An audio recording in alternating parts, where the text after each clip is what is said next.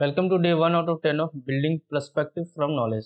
आज हम विकास दिव्य कीर्ति सर के इस इंडिया वर्सेस भारत के वीडियो पर कुछ ऐड ऑन करके अपना खुद का एक लॉजिकल पर्सपेक्टिव डेवलप करेंगे। तो पहले आप ये वीडियो देख लीजिए। इंडिया शब्द वेस्ट ने दिया और बुरे भाव से दिया। उनकी नजर में इंडियन होने का मतलब है बहुत पिछड़ा हुआ होना, रेड इंडियंस, वेस्ट इंडियंस। तो आज हो या कभी भी हो, मैं इस पक्ष में हूं कि देश का नाम देश की भाषा में होना चाहिए और देश की भाषा भारत के पक्ष में है।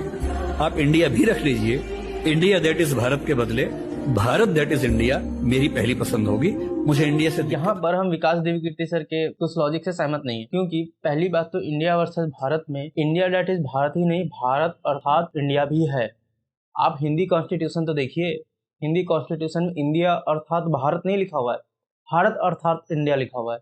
उसमें प्रेसिडेंट ऑफ इंडिया नहीं लिखा हुआ, उसमें भारत का राष्ट्रपति लिखा हुआ है। तो हम इस्तेमाल कर रहे हैं इंग्लिश कॉन्स्टिट्यूशन और सोच रहे हैं कि हमारा नाम हिंदी में यूज हो। हम हिंदी कॉन्स्टिट्यूशन इस्तेमाल करने लगे सारी जगह, हो जाएगा हमारा काम। आप चाइना या जापान को देख लीजिए, जापान को जापानीज भाषा में निकॉन कोकू कहते हैं और ऑफिशियली वहां पे यही नाम यूज होता है, क्योंकि वहां जापानीज भाषा में काम होता है सब कुछ। चाइना में भी चाइनीज भाषा में नाम जोंगुओ है और वहां पे यही इस्तेमाल होता है, क्योंकि चाइनीज भाषा में सारा काम होता है। यहाँ पे मोस्ट ऑफ द काम हम इंग्लिश में करते हैं। सुप्रीम कोर्ट में भी हिंदी में बात नहीं होती, इंग्लिश में ही बात होती है, तो इंडिया इस्तेमाल होता है।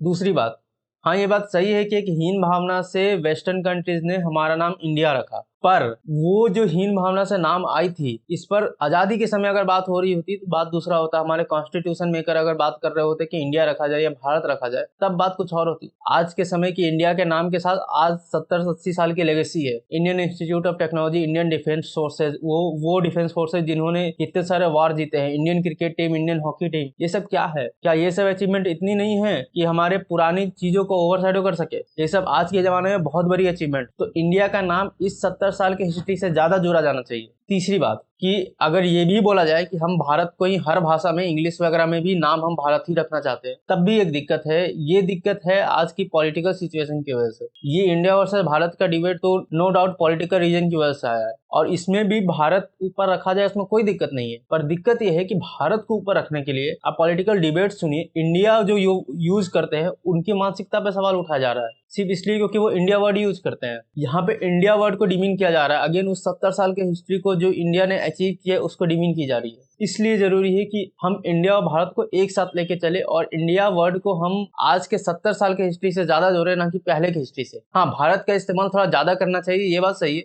और इसका मतलब ये नहीं कि इंडिया को रिप्लेस कर देगा।